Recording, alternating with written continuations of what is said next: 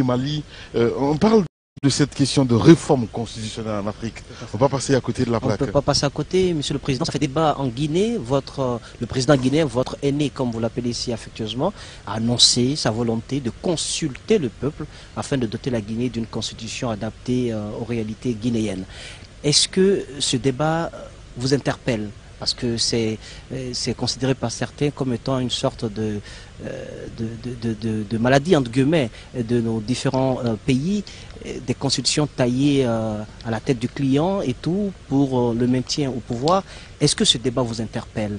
Doit-on retoucher la constitution pour... De quoi parle-t-on? On voudrait que l'Afrique soit que l'Afrique fût ce continent de l'instabilité ou des gens qui viennent, qui commencent à promettre, à donner à espérer au peuple.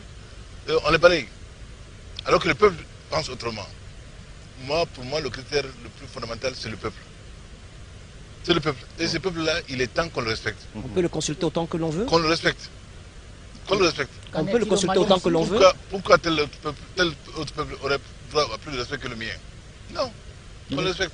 Ça vous tente? Ça vous tente? Pardon? Ça vous tente? Qu'est-ce qui me tente? De soumettre une nouvelle constitution au peuple du Mali, au peuple malien? Mais une constitution au Mali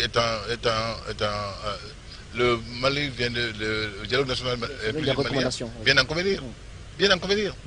Une consultation constitutionnelle n'a absolument rien d'effrayant. Absolument pas. Mais est-ce que ça doit, parce que justement Moussa vous posait la question, est-ce qu'une réforme constitutionnelle telle que voulue par certains chefs d'État, est-ce que ça doit servir le destin personnel d'un président de la République, même si ce chef d'État a des résultats? Vous évoquez le cas de Helmut Kohl, de Mme Merkel. Est-ce que à cause des résultats, qu'on a... Si c'est le président Alpha Condé que vous parlez, je me permets de parler de cela. Alpha Condé n'a pas souci de son destin personnel. Son destin personnel a été façonné par l'histoire.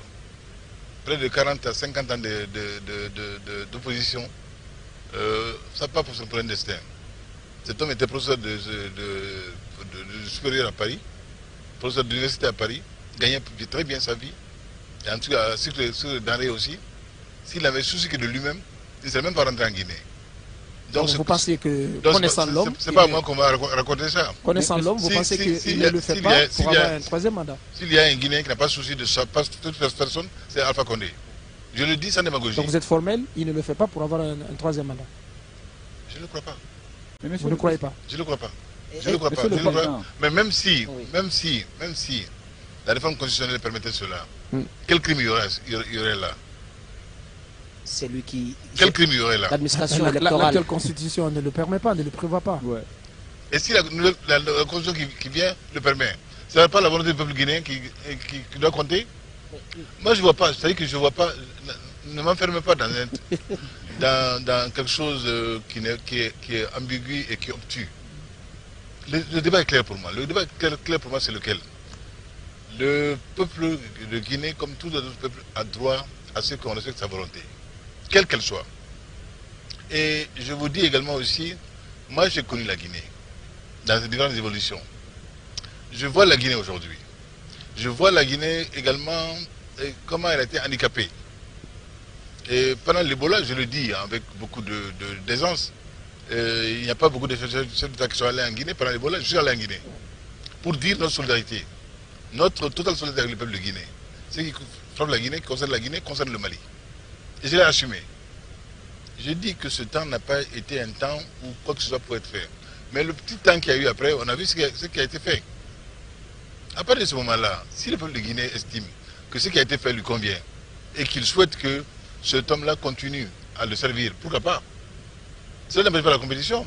Il aura à choisir entre les compétiteurs celui qui lui semble le plus apte à aller. Pourquoi voudrait-on empêcher cela d'office ou par complexe? Ce complexe-là, je le refuse. Bien. Je refuse. Et cela m'indigne. C'est là le complexe. Il faut qu'on se décomplexe. Il est temps que nous, Africains, nous affranchissions de certaines choses. Pourquoi l'on veut nous infantiliser? Pourquoi on veut nous imposer ce qu'on n'accepte pas chez soi? Vous, personnellement, vous ne serez pas tenté de faire la même chose, éventuellement, en 2023? Je pense que... quels que soient vos résultats, M. Keita. Le moment venu, vous en jugerez. Mais aujourd'hui, répondant à votre question, je vous dis cela. Il est temps que nous arrêtions de nous infantiliser, que nous rehaussions le débat, que nous fassions comprendre que nous avons capacité nous aussi à réfléchir à nos réalités, à nous projeter et à décider de ce qui est convenable pour nous et ce qui ne l'est pas. Une démocratie à l'africaine, une démocratie telle qu'on le voudra. Il n'y a pas de démocratie à l'africaine. Vous savez, j'ai cheminé avec Démosthène. Non, ça, on ne peut pas me le faire, là, ce coup-là. J'ai cheminé avec les penseurs grecs et latins, je sais de quoi ils retournent. Non, c'est pas ça. Donc, je voulais vous dire simplement ceci. Moi, je viens à Mpateba. Je viens à Mpateba. Je viens à Mpateba, je viens à d'autres penseurs africains qui ont aujourd'hui droit de décider dans les universités, qui nous inclinent à réfléchir à nos réalités. Même un jeune comme Fermin Sarr,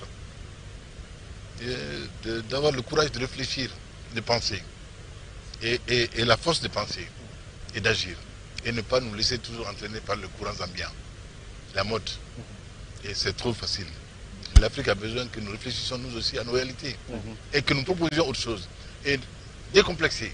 Décomplexé. Totalement. Monsieur le Président, un président en fin de mandat qui a à sa disposition l'administration électorale, quoi que l'on dise, qui a tout le système à sa disposition, qui soumet donc la question constitutionnelle à référendum. Ça met les compteurs à zéro. C'est-à-dire qu'il a la possibilité de se représenter et donc de concourir avec les opposants. Vous pensez qu'une telle échéance électorale sera transparente, inclusive, quand il a toutes les manettes de la gestion entre les mains? Je vais vous dire, moi j'avoue que ce n'est pas une question que l'on pose quand certains hommes sont concernés. C'est leur faire injure. Ces hommes ont payé le plus fort pour marquer leur dignité, leur souci du pays. Cela doit se respecter. Et on se connaît entre nous en Afrique.